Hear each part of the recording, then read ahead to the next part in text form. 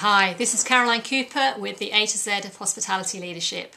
Today is C, and C is for communication.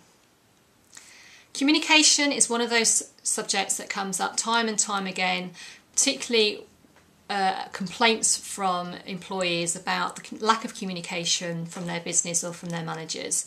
And it's not surprising really, because nobody likes being kept in the dark.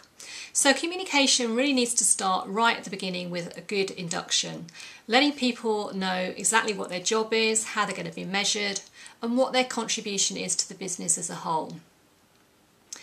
Having given them a good induction, it's then important to keep them up to date on a regular basis.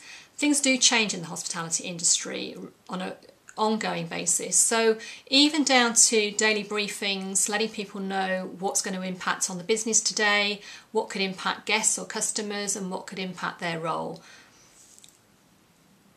Then we need to think about regular team briefings, and emphasis here on team, because it's not just an opportunity for you to talk at your staff, but an opportunity for them to share ideas and also discuss things across different departments. So really fostering that teamwork. Never underestimate the value of a one-to-one.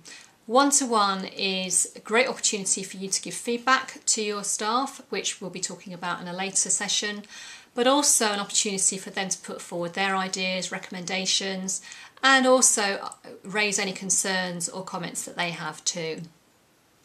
And the final area I want to cover with you is communication for change. And change is absolutely critical that you communicate with your team. Change inevitably can be quite upsetting for people. Nobody likes change that if it's going to impact on their job. So when we're talking about change, it could be something that's quite small. It could be, for example, a new piece of equipment, something like an electronic point of sale system, where people may be concerned not only that they're going to be able to use it, they're not going to be shown up if they can't get their head around the technology, but also they could be fearful of their jobs ultimately as to whether or not it's going to replace part of what they do as their job, which either means that they haven't got a job or you're going to redeploy them doing something that they don't enjoy doing. But it could be something more major, like a change of management or maybe even a change of ownership. And inevitably, people will be a little bit concerned about that and how that's going to impact them. So whatever the change is, make sure you keep people as up to date as you possibly can. I know that might not be possible.